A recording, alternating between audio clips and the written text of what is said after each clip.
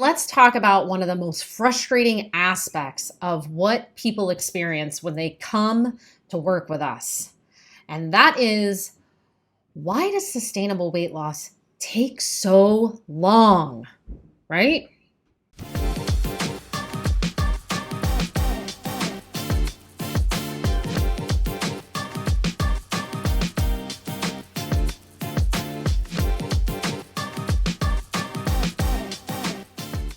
I feel like this question comes up all the time, and day after day after day, people do run into frustrations with it. So let's start off with a little analogy like we like to do.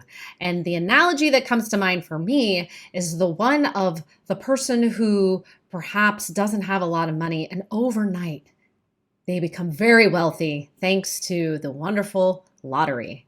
And we've all heard that story about that person who went from having nothing to having it all, back to having nothing again, right? Rags to riches to rags. Yep.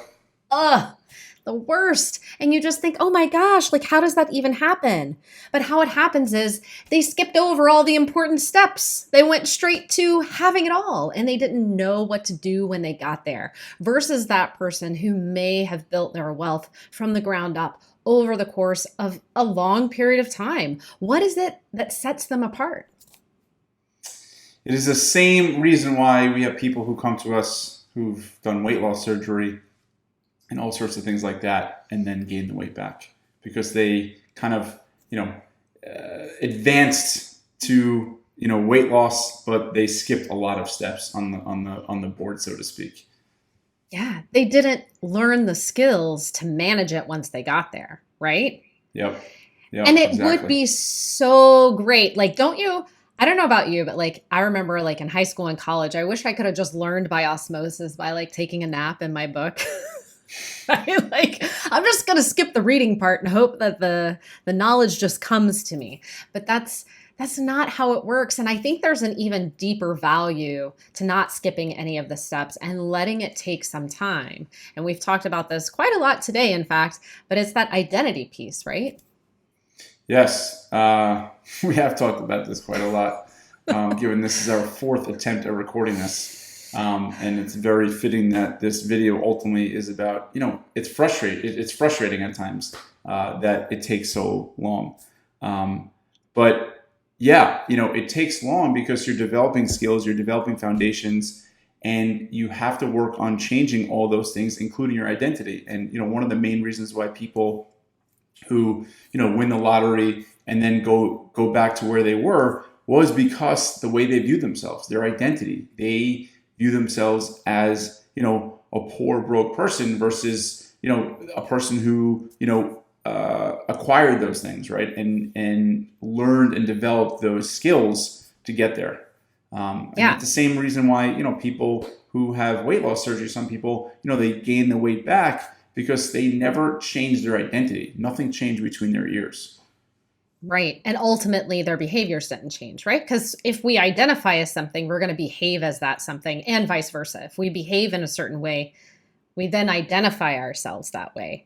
So like you like to say, it's this cycle, right? This virtuous cycle.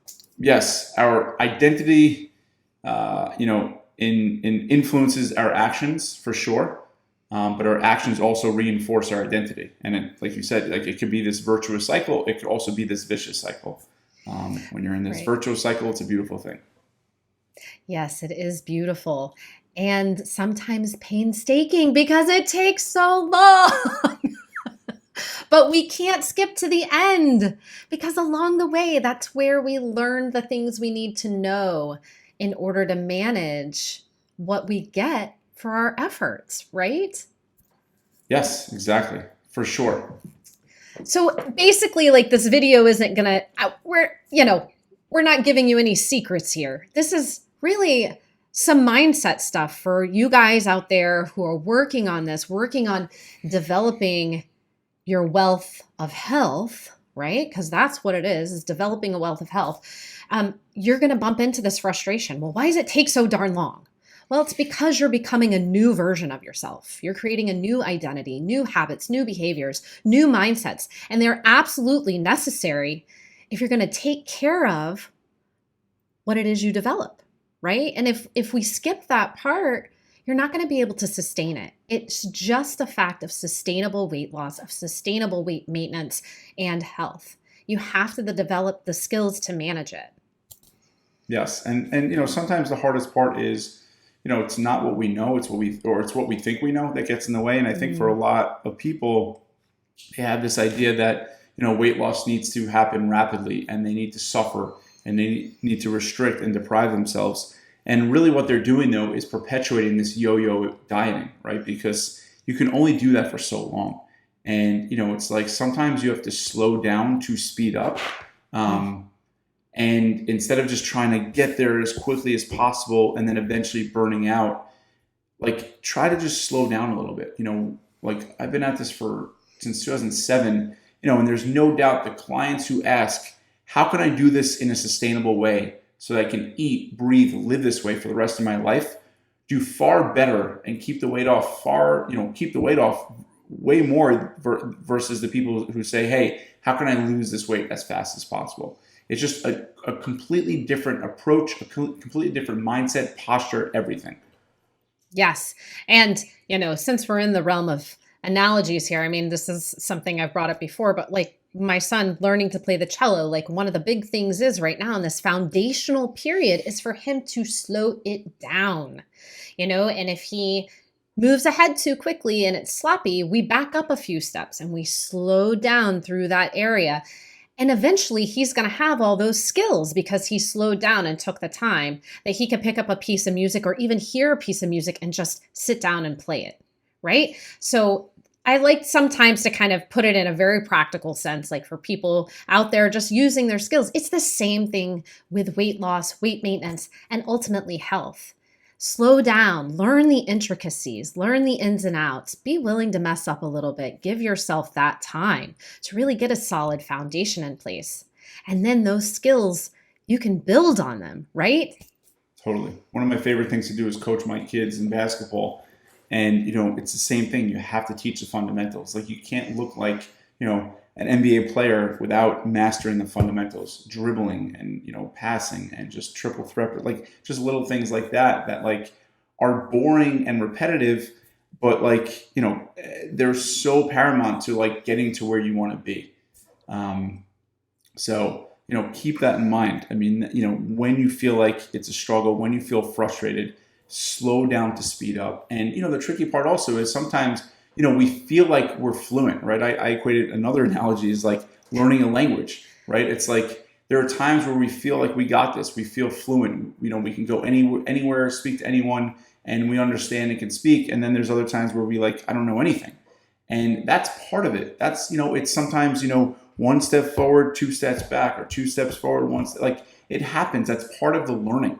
And, yes, that struggle is actually a good thing, right? So it's called cognitive disfluency. Really what that means is, when you learn something and it's challenging to learn and you're struggling with it, that actually is good because what it means is you're likely to retain it. It's likely to stick, right? Easy come, easy go versus when you're learning something and you struggle with it a little bit and you get through it and you push through that frustration, it's going to stick.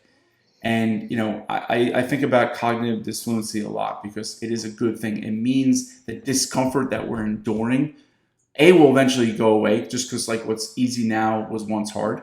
But B, it also means what we're working on and learning and practicing will eventually become much easier and stick. That's what we want, right? We want this to be sustainable after all. Yeah, it's ours forever. Like riding a bike. Anybody who learned to ride a bike, insanely frustrating process. Oh my gosh, if you have kids and you've taught them to ride a bike, you've witnessed just the frustration you went through. Right. It's horribly frustrating. But that's why we never forget it. That is why. And remind yourself of that as you bump into the frustrations of learning how to sustain your weight loss and ultimately your health. That frustration means it's yours forever. Nobody's going to take it from you. And there's one more thing I want to share with you because, I think this is worth sharing and it's interesting. According to the National Council of Weight Loss or Weight Loss Registry, I think it's something like that. The National Council of Weight Loss Registry, I believe that's what it is. We'll have to look. Do you know what the number one indicator of sustainable weight loss is? It is how long someone keeps the weight off. It's kind of obvious, but in other words, the longer you keep the weight off, like the easier and easier it gets, right? So if you each month you keep the weight off, it's going to get easier and easier as time goes on. And in order to keep the weight off, the way in which you lose the weight must be sustainable, right? If the way in which you lose weight is unsustainable, then by definition, it's not sustainable. So everything we do is designed to be, sustainable. We want you to be able to stick with it. So if you ever feel like that's where the whole idea of like, I'm pushing, I want to do this as fast as possible. Like the point is you might lose the weight faster, but you're not going to be able to keep that weight off. So slow down to speed up, and understand that the frustration and the struggle and the challenge and the discomfort is all for a good cause. And it's going to help you get to where you want to be in a sustainable way. So you can do this once and for all. Yes, definitely. All right. I think we've said it all. What do you think? I think we've said it all. This is our 4th time doing this. And I think it's worth mentioning that because, hey, it was frustrating, but we wanted to do it. And here we are. We actually did it. And hopefully you guys enjoyed this video, and we'll talk to you guys soon. Take care. See you next time.